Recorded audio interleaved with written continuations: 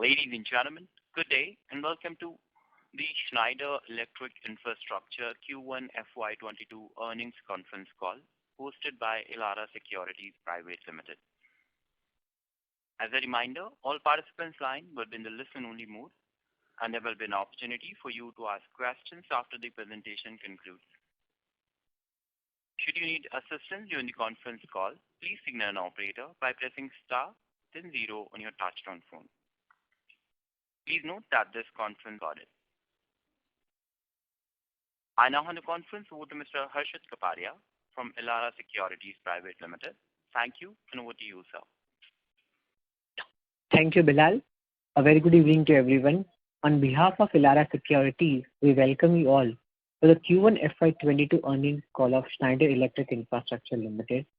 I take this opportunity to welcome the management of Schneider Electric Infrastructure, represented by Mr. Sanjay Sudhakaran, Managing Director, Mr. Mayank Holani, Chief Financial Officer, and Mr. Vineet Jain, Head. We will begin the call with a brief overview by the management, followed by a Q&A session. I'll now hand over the call to Sanjay sir for his opening remarks. Over to you, sir. Thank you very much, and good evening to all of you. It's a pleasure to be with you this evening, and my name is Sanjay Sudhakaran. I'm the Managing Director for Schneider Electric Infrastructure Limited, and it's a pleasure for me to take you through some of the highlights of our organization, how the quarter has been, and what we feel of the economy going forward. If it's okay with all of you, I would like to go straight to page number 3 of the presentation, which is a quick snapshot of the economic highlights of India during this period. As you can see that we came out of a very difficult financial year, a year that was unprecedented, and we had never imagined a year to be so dramatic in terms of the pandemic and the implications that it had on the economies, lockdowns and all of it. We were expecting all of that to be behind us, and we were expecting that there could be a good amount of pent-up demand in the economy, which would come back to us favorably as we go into the year. Some of that partially materialized, however, it was also kind of dampened a little bit by the second wave of COVID, which began to hit us this quarter that went by, and some regional lockdowns and implications, and I think probably the severity of the health crisis was even much larger than the first wave. However, I think the economy is more resilient, demand is coming back, and we are hoping that the impact of this lockdown will be minimal and we will be able to recover as we go forward into the quarters in this year. So that's the brief outlook that I have on the economy. I'll go to the next slide, which is page number 4, and give you a snapshot on how our end markets, we see our end markets. As you all know that we have 4 critical segments: power and grid, transportation, minerals, mining and metals, and oil and gas. These are the segments that we term as electro-intensive and has the most runaway for our products and services here. Power and grid continues to be resilient, I would say. There are a number of reforms that are being announced here. There is a big thrust on renewables. India is one of the few countries that are well on track to execute on the Paris Agreement. Our plans of having almost 450 gigawatt of renewable energy installed by 2030 seems to be something which the government is totally committed to. There is privatization happening. There is a big thrust to cut losses in transmission and distribution. Introduction of smart metering and digitization projects to enable that. So all these are very good lead indicators. Though the sector was a little bit plagued due to the COVID wave, the second COVID wave, and the projects were slowed down. You had certain situations where the government spending on healthcare had to be increased, and that sort of saw less funds being diverted into this particular segment, and you had a kind of sluggishness in the progress of the projects. But I think this is all coming back because this is a very clear backbone that the country is dependent upon. On the transportation side, there are a number of projects that have been announced in terms of urban transportation, bullet trains, high-speed trains, and corridors, etc. All these are expected to close. These projects are expected to close in terms of orders for us in the quarters going forward. So we see a good traction on this segment as well. Minerals, mining and metals, we were kind of having a feeling that the results could be mixed here. However, we see good amount of capex in this particular segment. We have cement capacities being ramped up, steel capacities being ramped up, a number of sustainability driven initiatives in this particular sector in line with the sustainability goals of the corporations being introduced, and that sort of kind of has picked up the demand here. We see good orders here and we see good orders going forward as well. Oil and gas as a sector remains cyclic and the demand is not expected to pick up in a big way during this year. Demand will remain muted and there will be a shift towards renewables as we go forward. In addition to this, I think the building segment the demand will remain muted because there is not much thrust on return to offices. So there will be a kind of a slowdown on the buildings market. However, there are certain sectors within the buildings market like hospitals and data centers which are expected to give us good returns, and we are continuously invested on these segments as well. So I will now go on to page number 5, that is just to articulate once again our strategy and our commitment to our long-term strategy, which is to lead by software, which is more digital, concentrate on more services and recurring revenues, increase our coverage across India through our licensee partner models, accelerate our resilient segments, and introduce greener products into the market, which is our contribution to the sustainability journey of the country. So these are our key strategic priorities, and quarter after quarter we ensure that we will remain committed to these particular initiatives. Going to slide number 6, just to bring about a flavor of how we are going ahead on and executing our strategy. Leading with software, I spoke about it as one of our key strategic priorities. We continue to stay invested here. Here is an example of an atomic R&D center in Vizag that we have just completed. It uses our EcoStruxure for Grid platform, which is the EPAS platform, to be able to provide instant fast load shedding to the customers. We work very intricately with the customer, connecting all their medium voltage products and providing them with the relevant software interface to be able to take informed decisions. I'll go on to page number 7. Here again, we'd like to highlight the connected product story. We have sold almost 99 AIS insulated panels to a customer in the power and grid segment, which is primarily a connected product with temperature and humidity sensors and numerical relays. Another example of how we are taking our digitization journey forward. I'll go on to the next slide, which is slide number 8, our commitment to more services. Here is an example of how we are serving a leading government hospital chain by providing them with remote diagnostics on the electrical powertrain, 24/7 monitoring and predictive maintenance, so that they are able to take informed decisions well in advance and bring down the pressure on their infrastructure as far as people intensity of maintenance goes. This also leads to lower operating costs and makes sure that the hospital invests in areas where they are supposed to invest, which is patient healthcare and experience rather than in maintenance. Going forward to our story on increased coverage and our licensee partner program, here is an example of how our partner in Kolkata turned around a hospital for the government within 8 weeks, to be able to meet with the pandemic pressure that it created on the healthcare infrastructure. So having more partners, empower partners, licensee partner products which are licensed by Schneider to them, helps them in making sure that we serve our customers with agility and speed. And we intend to ramp this program even further going forward.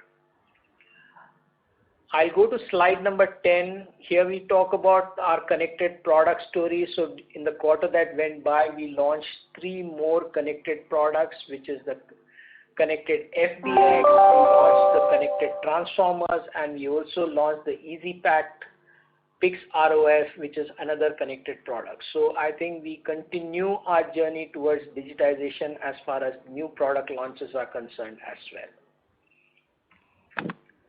With this, I end the update on the strategy, and I will request Mayank Holani, CFO for Schneider Electric Infrastructure Limited, to take us through the financials of the organization.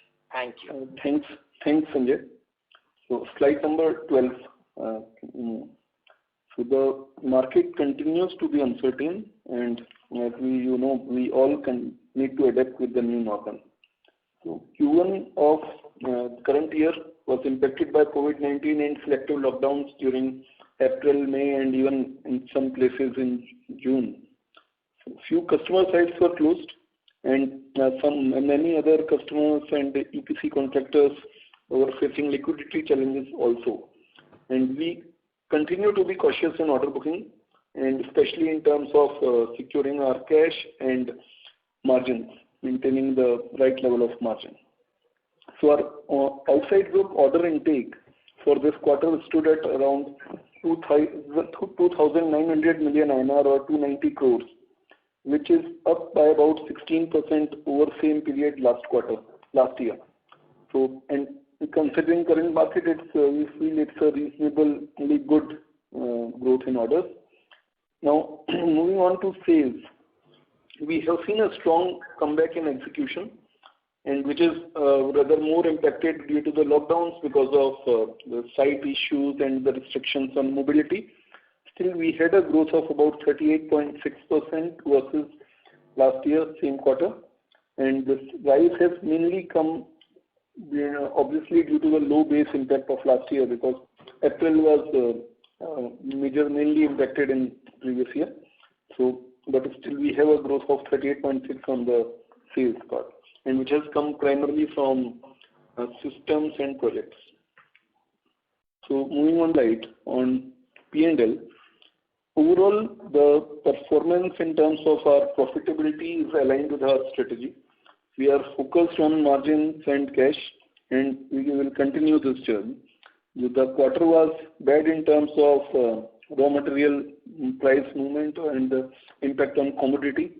Mainly the commodities which are used in our products like mainly copper, steel have been impacted by the inflation, and their prices have increased significantly. We continue to monitor it closely and proactively approach with all our customers and trying to mitigate those exposures. So we are working on getting the price amendments wherever they are required and possible. And still with this, our EBITDA margin improved by about 3.9 points and is at almost at a break-even level. And another, if we look at it in perspective, this is that the margin level is at the same level as the previous year. Right? The full year or the quarter 4 of previous year, this is close to that level or even slightly better. So we are in the right direction. I close here and will leave the floor open for questions and answers. Thank you. Thank you very much, sir. Ladies and gentlemen, we will now begin the question and answer session. Anyone who wishes to ask any question may press star and 1 on your touchtone telephone. If you wish to remove yourself from the question queue, you may please press star and 2. Participants are requested to use handset while asking a question. To ask a question, you may please press star and 1. Ladies and gentlemen, we will wait for a moment while the question queue assembles.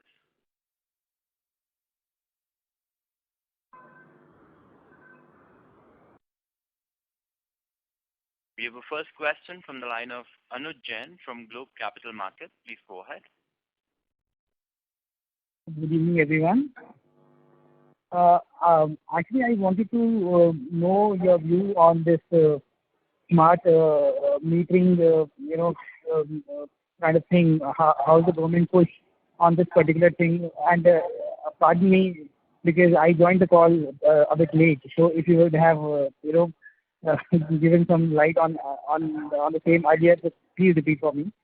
So what is your view on this smart meter thing, and how big is this opportunity is, and how we are ready to grab this particular opportunity?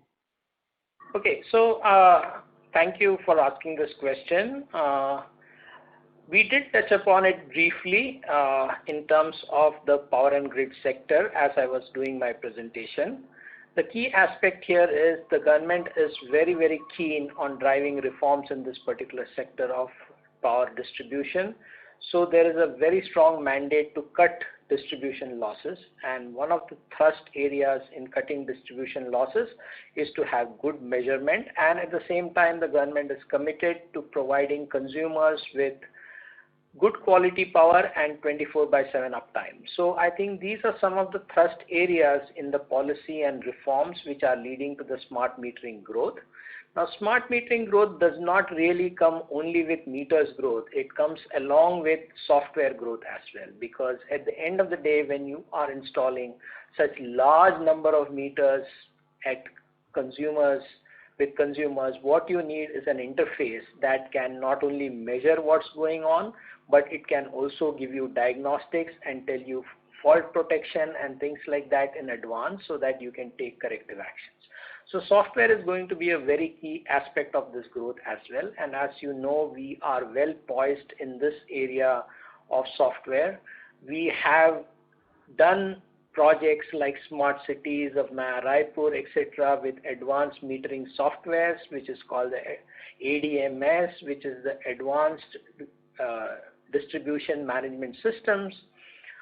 We have the know-how, we have the technology, and we feel that this provides us with a good runway as far as opportunities of projects as well as recurring revenues of annual maintenance contracts are concerned. Now, putting a value to this opportunity is kind of difficult because this is going to be a multi-year deployment plan, and such things are not that easy to implement in a country of our size. So I think as these opportunities come up, we will be able to quantify them. There are a number of such in discussions with the DISCOMs, and the specifications are being frozen, the RFPs are being created, but I think it's hard to put a number onto it right now. Okay, sir. And any plans of raising any capital? I mean, any plans of raising capital in near future? If you would like to touch upon this thing. Mayank, would you like to take that? Yeah. So see, at this stage, there is no plan formed up for next few quarters. So just as soon as something comes up, we'll let you know. Okay. Thank you, sir. Thank you. That's it from my side. Thank you very much. A reminder to the participant, to ask a question, you may please press star and 1.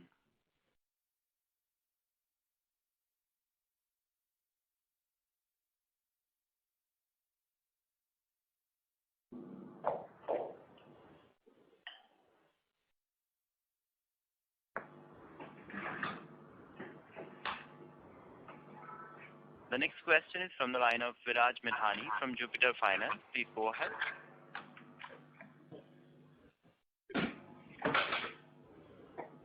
Hello. Yes, Viraj, we can hear you. Okay. I have a couple of questions. The first question is about the raw materials. When I see this number, how do we plan to mitigate the raw material inflationary pressure in coming and days to come? Should I continue all my questions and will you answer it? Your choice, we can take it one by one as well. Okay. So on the raw materials, what we would like to highlight is that we have a very strong governance system thanks to the processes of Schneider Electric globally. Okay. we have been kind of getting alerts well in advance, highlighting the raw material impact, and we have been taking proactive actions to price up in line with the RMI increase that we have been seeing on different commodities. So we have kind of, on the future looking contracts, we have managed to price this up and pass on these commodity increases to the market to the best of our ability. Now you can see that there is another impact of the commodity increases on the backlog. So on the backlog, we have been carefully studying all our contracts. Some of our contracts do have variable pricing clauses incorporated in them in line with the EMA, which exists in the country. And we are able to pass this on, but this is a small portion of the contracts. The second part is of the contracts which are expiring due to the contractual obligations are expiring for the orders in the backlog due to whatever delays in site and execution and things like that. Here we are going back to the customers and renegotiating our contracts or even cancelling them from our backlog in case it is not viable. So we have been taking very strong actions as far as mitigating the commodity risk is concerned. And just to add to this, what happens based on the the forecast which we get from our global teams on a monthly basis, we keep revising our costing for the fresh tenders or quotes which we are doing, so that our risk is covered. And also, if you see, even with this kind of raw material inflation, the numbers you see, we need to go by the exact this comparison. The last year's Q1 comparison is not the right, because due to the lockdown and all, the mix had changed. But if you look at the this quarter's mix is more or less similar to the full year mix or even the Jan to March quarter mix, and this material cost percentage has actually improved, right? So it's better than the last year full year material cost percentage and even better than the Jan to March quarter. So even in spite of all these commodity inflation, we have been able to improve margin from that side. Achha, and this employee benefit expenses, because of this our program to this, because of VRS, it has gone up? No, so no, that VRS thing comes into the exceptional. So what happens is the employee cost last year in Q1, due to when this pandemic hit and the lockdown time, there were certain tactical actions taken for cost saving. So now those are coming back, and then also there is some impact of the salary inflation which has come, and which the total takes it to much higher than the 11.2% increase which you see, which is the growth is partly offset by the savings due to the structural changes which we did in last year. So the impact of whatever VRS and all we have done, in the run cost, the savings are coming in this year. And other expense, I understand, is exchange contracts and all, which has gone up by 8-9 crores. So no, so other expenses are, there are multiple factors. So there are certain expenses which are linked to the volume, like power and fuel, which is directly or not maybe 100% proportional, but partly linked to the volume. And then there is forex impact. Then the travel was higher. Like last year, there was almost no travel in Q1. So this year still there was travel going on because business was running, so people were traveling in urgency. So there are multiple factors in that. Okay, my next question is, our competitors like ABB Power, they have been very bullish on data centers, railways, cyber security, and power distribution. So do we see some traction in this industry in India, or can you give some color on that? Yeah, for sure. I think I spoke about it in my opening remarks as well. If you see the data center industry in India, we can be extremely bullish about, because of the fact that there's a twin effect here. One is the fact that there is an explosion of data, primarily driven by work from home and all the digital gateways and digital ways of working and payments, etc. is concerned. The second is due to regulation. wherein the government has mandated that data for the country should rest within the country and should not rest on cloud elsewhere. So you can see that there's a huge expansion in data center segment, and you will see the benefit of that coming into the Schneider Electric infrastructure business also as we go along in these quarters. Regarding railway infra electrification, we don't have any part in that. Am I correct to think that? No, we have some good products like the locos, which are especially used in urban transportation such as metros, etc., and high-speed trains. So I also spoke about this as one of the segments where we are poised very well for this year in terms of the projects and the pipeline, etc. We expect to do very well on the transportation side in terms of urban transportation, specifically like metros and high-speed corridors and things like that. And sir, about data centers, where do we fit in? Like what kind of offerings comes into it? If you can just give us some color on that. Yeah, sure. I think data centers is also pretty much electro-intensive. If you see the kind of data centers that are being built in India now, the scale is increasing day by day, and you can see more and more colo investments coming into the country. You would have read about Yonder coming in with a private equity firm with India. You must have heard about companies like NTT, Yotta, and all expanding. We have certain market intelligence about Microsoft and other players also setting up large data centers in India. And data centers is also highly electro-intensive because they need to be powered. So you can see that you have this entire train of medium voltage products which will go into the data centers. In addition to that, you have a software play because data centers are highly sensitive to uptime. So you need a 24/7 some redundant operations and things like that, and have to be controlled by software. So there is a software play in it which we see as a very large opportunity, and much of service revenue business which comes along with software. So that would form a part of a medium voltage offering. Am I that correct? Yes, that will be the automation of the electrical network, both low voltage and medium voltage put together. We will automate the network and that will help the customer in terms of informed decisions and predictive maintenance, etc. Sir, ABB Power, for example, has this Lambada platform for electric vehicle charging. Do we have any sort of offering from our parent or in this country? This company has any play on this in this EV segment in future? Our play on the EV segment in India would be around the electrification projects right now. We have not right now embarked upon the charging equipment as such, but we are actively pursuing opportunities on the electrification and automation space. You see, what is going to happen due to this rapid increase in EV charging is that you are going to now have many charging stations which are in parking lots, which are on the highways, etc., which will use a mix of energy. They will use a mix of grid energy as well as renewable energy like solar. So we will be moving away from a centralized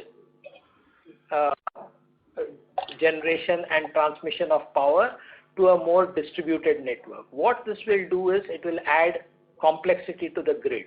And as the grid becomes more complex, you will need more softwares like the ADMS software that I was talking about to manage the grid. And this is a good example opportunity for Schneider, as it has made a number of acquisitions recently also in the space. We talk about ETAP and things like that, which have good software offerings which will be available to our company to kind of promote in the market for our consumers as well.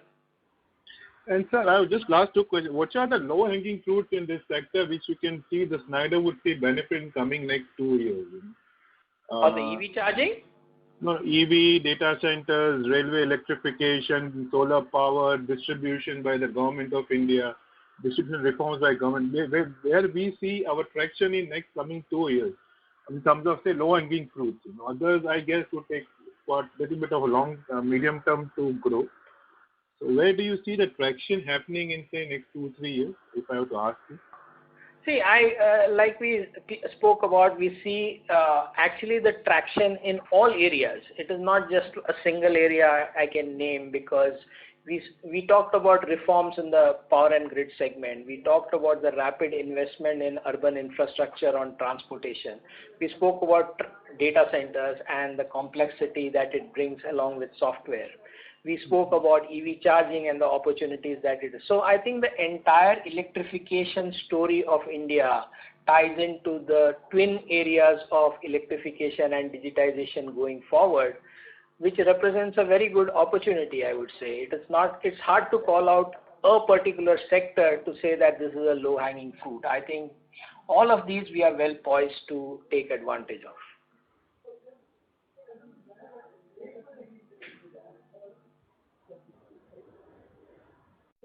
Does that answer your question?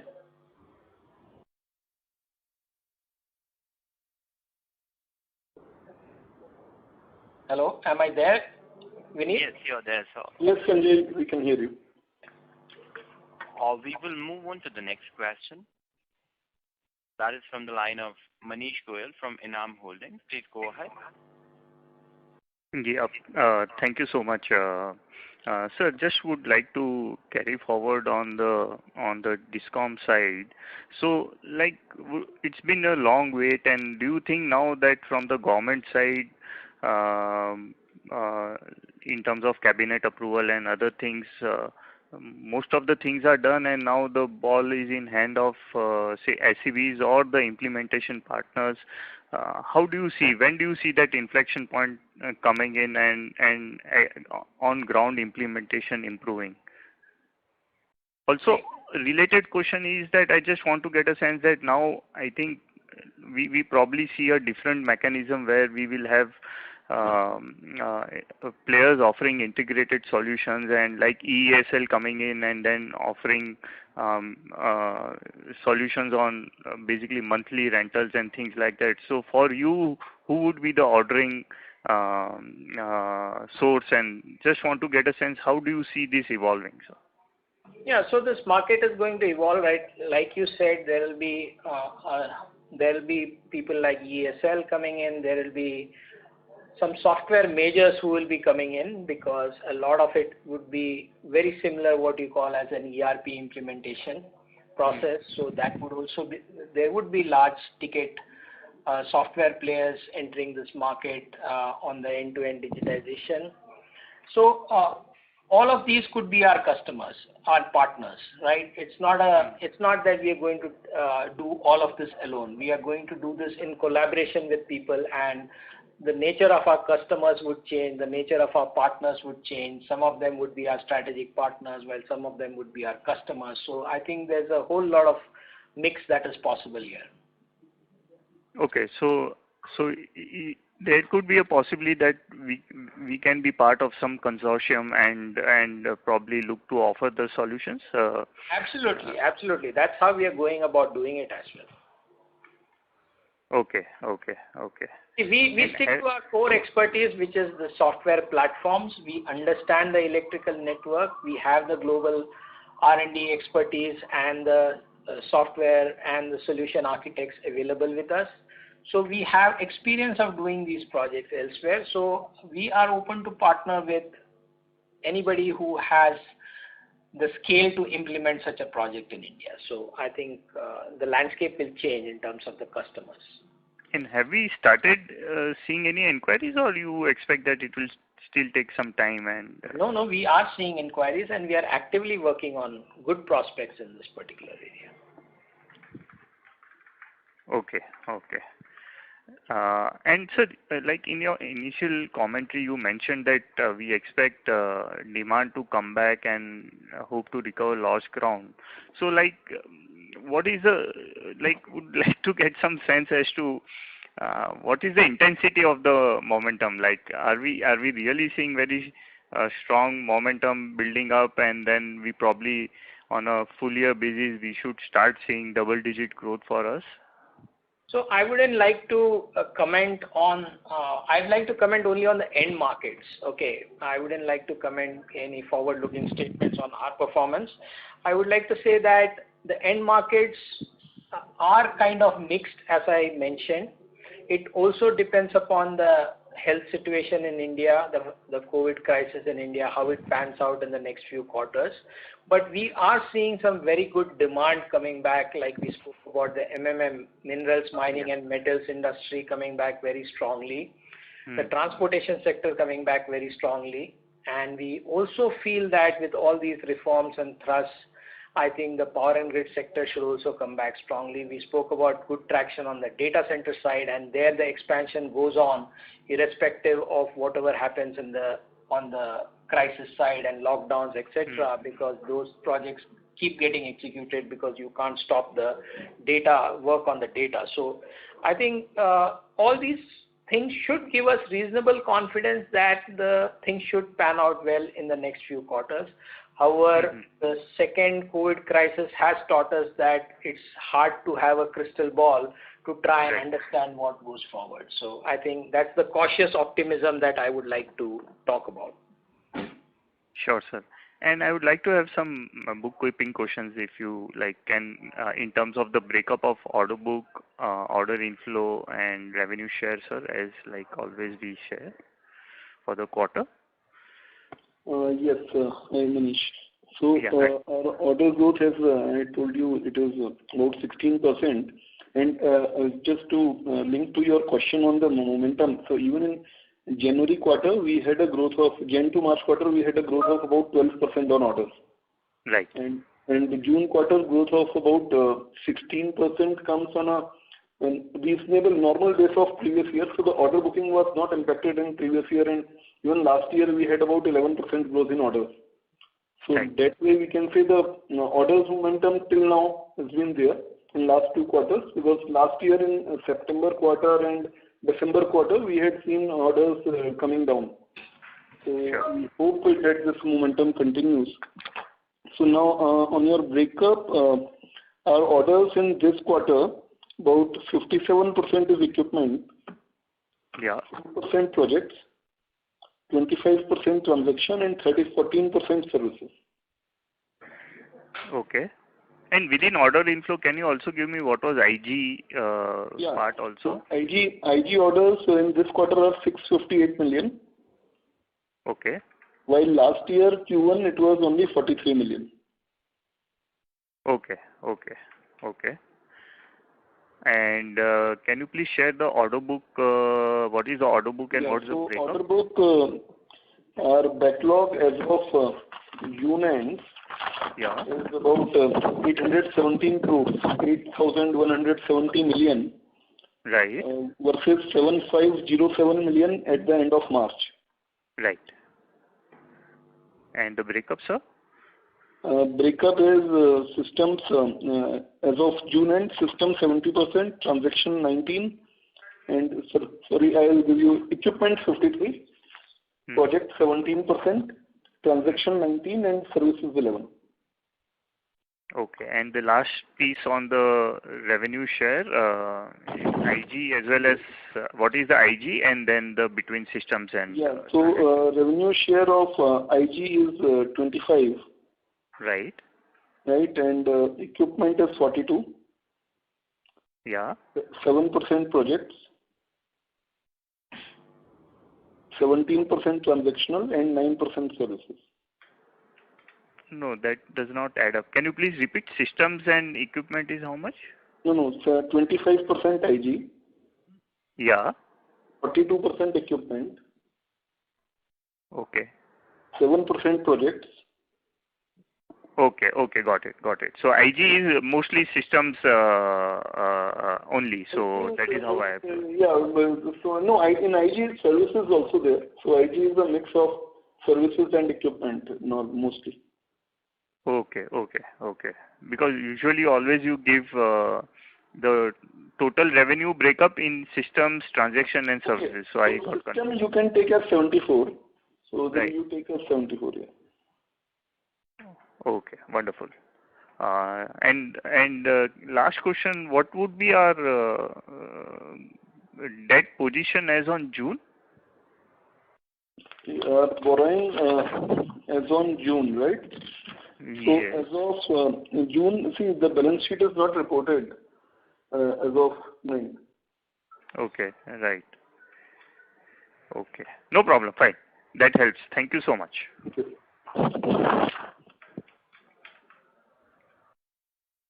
Thank you very much. Ladies and gentlemen, to ask a question, you may please press star and 1.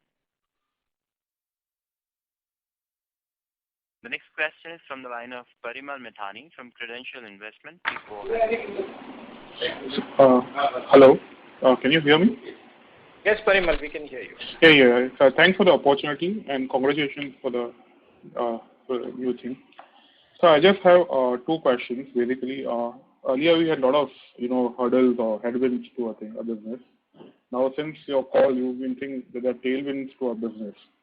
And how do you see going forward? Because it's been a long wait for us to hear this commentary in terms of tailwinds. How do you see Schneider going ahead in next few years in terms of your major things like microgrids, EcoStruxure, and also recently one of your parent acquired a company called Uplight in US, which is in terms of clean energy software.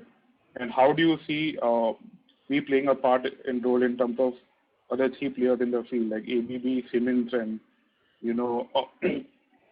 GE, which is to some extent there. How do we see the road ahead, and what can you throw a light on it, because it's been a long waiting for since.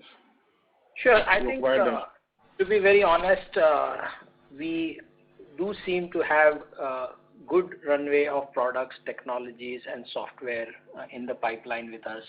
And like you have been saying, the wait has been long. It's always the case because we have to move. Ultimately, you can execute only as much as the market reforms. So the market reforms and the segments that we are talking about are reforming, and people are seeing the benefit of digitization, and the adoption of software is definitely going up. So you can see those benefits coming back to us in the years as we go forward, because we have developed a very good management team capable of serving our end markets, focused on our end markets and segments very, very well. And we have a good installed base, and we are serving those customers as well through services and connected products and diagnostic services. Now, I think the stickiness, we have built the infrastructure around the stickiness as well. So we should see those benefits coming in, and I'm sure we will be able to keep pace with the reforms that are happening in each of these sectors. Now, Schneider as a group is very much committed to software, so you can hear about a number of acquisitions that are being made in the global space as far as softwares are concerned, and some of these softwares are very relevant and useful to us in our digitization journey for this organization as well. So we will have access to those technologies going forward as well. If you can throw light on which of this, if you can throw light on EcoStruxure, which is, I think, it's one of the flagship projects of software, or how does it help us, and if you can make us understand it much better. So yeah, EcoStruxure as a platform has 2 parts to it. One is EcoStruxure on the edge, which is the edge control software. So we spoke about some of the projects that we have executed in my opening presentation as well, like the EPAS software, which is the grid, which manages the grid. You have ADMS softwares, which is the advanced distribution management systems.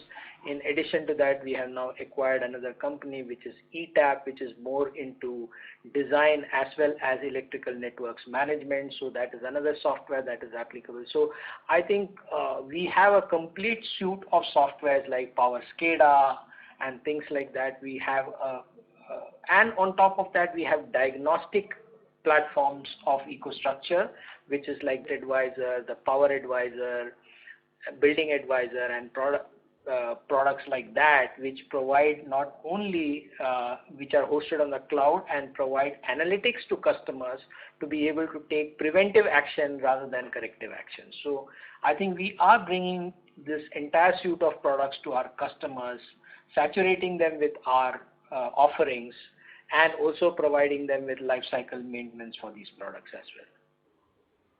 And so, how do you see so is it safe to assume the EcoStruxure will be the backbone for in terms of main software over which you build the entire system around, or how does it work basically? I couldn't get your question. You mentioned is it safe to assume that EcoStruxure is a base platform for you, or it's just one of the plugs in play, or it's like what is the base platform for you in terms of software? EcoStruxure is the overarching theme of our software journey. So it encompasses. It's built on certain principles like interoperability, open architectures, the capability to put together disparate systems and integrate with that, not locking in the customer with a particular platform and not being able to integrate any other platform to this and things like that. So it's a very open architecture. It gives flexibility to the customers. It's modular in nature. So EcoStruxure is the overarching theme of the software, and it's like a backbone. And you have different modules that are available which serve a particular purpose. And on top of that, you have analytics. EcoStruxure platform also enables analytics, which take data to the cloud, able to for the customers to build a command and control center, control a large number of buildings or a large number of grids from a centralized location. So these are some of the aspects. So it's got a wide suite of products within the same platform. Okay. So is it fair for my assumption that it will be the base for everything in terms of since it's open architecture, then you can just the customer just has to take a product from that and he can plug into the other software as well, right? Basically. It's not one single platform that can be used by any customer. Okay, I don't want you to misunderstand on that. It is an overarching theme. It's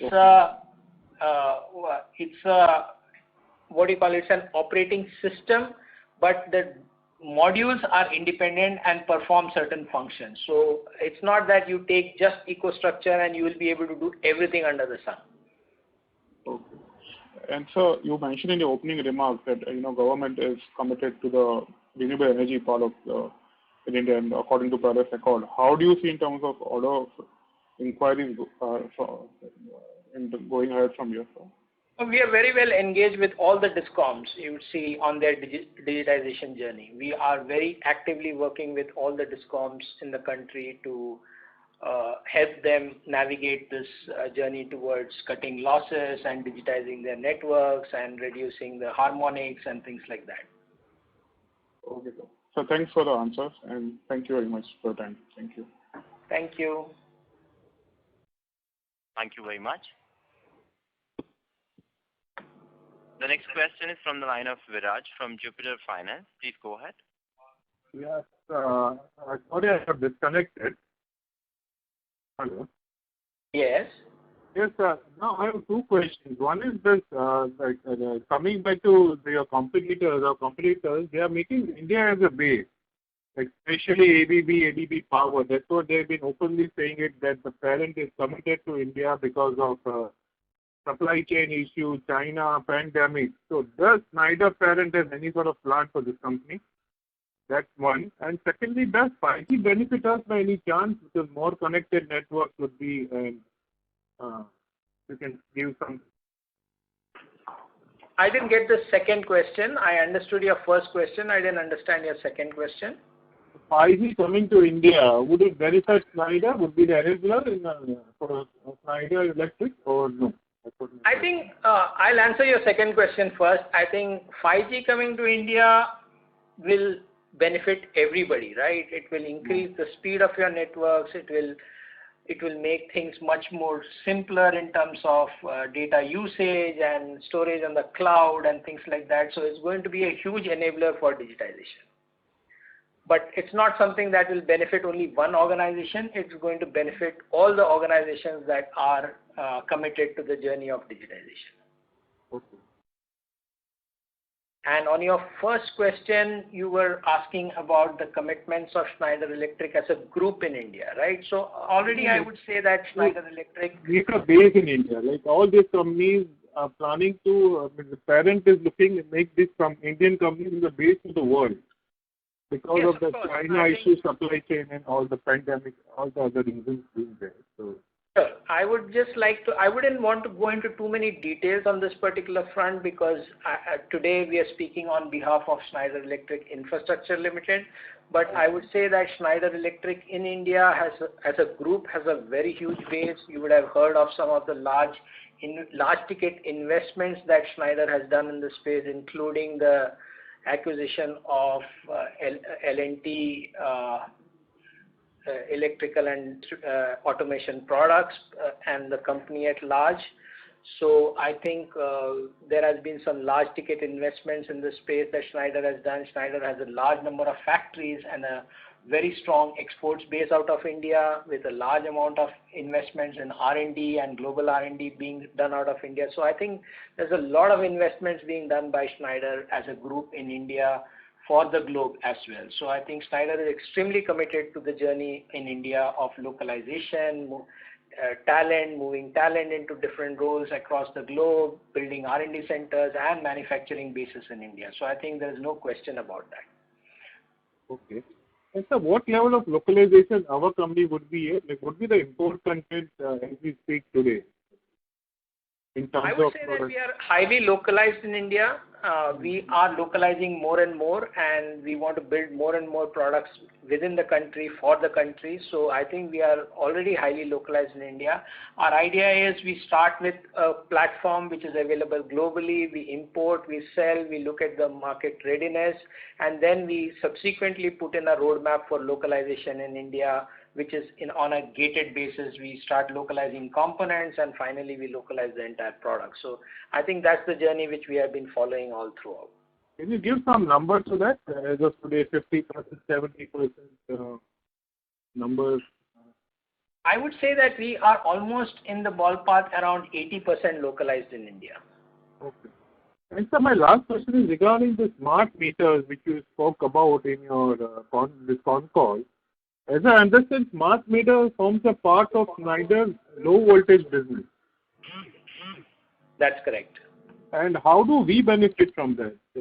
So as I spoke to you in the beginning that smart meter, as someone asked that question, how does it benefit us?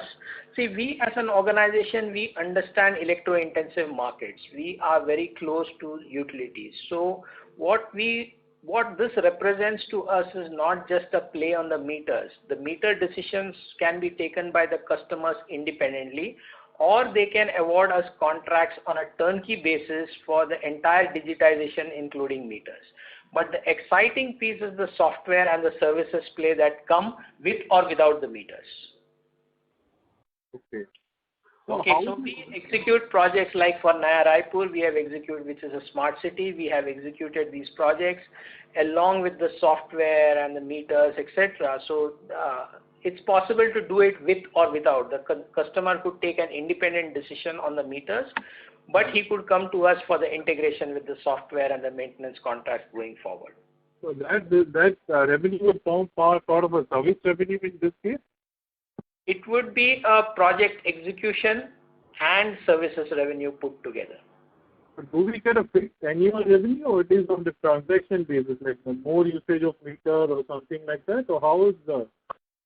No, it is not. It need not be structured basis on the usage of meter. I think that would be a very complex transaction. What we would be doing is we would be providing service contracts to the customer as far as maintaining the software and the customization of the software and adaptation to his use is concerned. In terms of like annual revenue sort of a thing, every renewal of the revenue, right? Something like that. Yes, it's like an annual maintenance contract. Yeah. And sir, any play for the cyber security for us? Yes. So cyber security, as you see, it's a big threat across the world. The world spends almost $1 trillion on cyber security issues globally. So I think it's a real problem, and with digitization, you have to live with the problem of circumventing such cyber attacks. So cybersecurity is something that we pay very large attention to. We also consult with our customers and provide them the necessary inputs that are required to make their networks and their software cyber secure. We also spend quite a lot of money on R&D to make sure all our platforms are highly cyber secure. So do we have a product in cyber security, or could we? No, it's not a product that we have in cybersecurity. Cybersecurity is engraved into our products, I would say. Okay. And we provide the customers with the know-how on cybersecurity. Okay. Thank you, sir, and all the best. That's it from my side. Thank you. Thank you very much. As there are no further questions from the participants, I would now like to hand the conference over to Mr. Harshit Kapadia for closing comments. Thanks, Bilal. We would like to thank the management of Schneider Electric by Mr. Sanjay Sudhakaran, Mayank Holani, and Vineet Jain for giving us an opportunity to host this call. Any closing remarks, sir, that you would want to give to investors and analysts? No, I'm very delighted to be on this call along with all of you, and the interest levels that you have shown in the various aspects that we spoke about. I think the short-term issues of COVID and all that, I think are issues that we can surmount and we can work towards it. The long-term fundamentals of the country as well as the company remain solid. So look towards continuously engaging with all of you going forward in the next quarters as well. Thank you, good evening, and good night. Thank you. Sure. Thank you very much. Participant on behalf of Elara Securities Private Limited, that concludes this conference call. Thank you for joining us, and you may now disconnect your lines.